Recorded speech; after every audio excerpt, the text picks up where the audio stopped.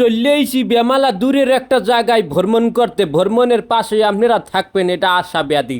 যাই হোক, মুখ্য কথা ঘোরাঘুরি বাদ দিয়ে একটা কথা মনে পড়ে গেল, বুঝছেন? ইন্ডিয়ার পাকিস্তান বিশাল বিশাল যুদ্ধ চলতে আছে, শুরু হয়ে গেছে প্রায়। যাই হোক, এটাও আমার মুখ্য কথা না, মুখ্য কথা হইল গিয়া এই যে মাঝখান দিয়া লায়লা আর মামুন যুদ্ধ শুরু করলে, আরে বেডা আমরা ভারত আর পাকিস্তানের যুদ্ধ থামাইতেই পারি না, সেখানেই ব্যর্থ। তবু এই ফাও যুদ্ধ কেডা থামাইবে? হ্যাঁ, তবু উপরে একটা অ্যাটমিক বোম পড়থারে না ইয়ে কোনোভাবে ওয়াগো যে ফাইলে ও খেইবেইলে থামান, নাইলে কিন্তু আমার মেজাজ তালুলাই উঠতে যাইবে।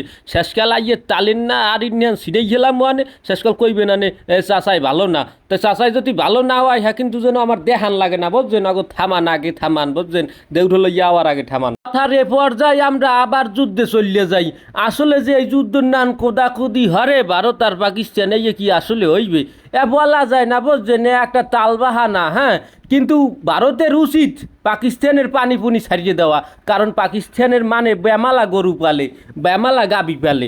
এই গাবি তো হইলে যাইয়ে হ্যাঁ গো মা, ওরা নাইলে পানি না খাইয়ে থাকবে আনে পাকিস্তানিরা, কিন্তু এই গাবিগুলোও তো পানি না খাওয়া থাকবে, এটা বুঝতে হয় না?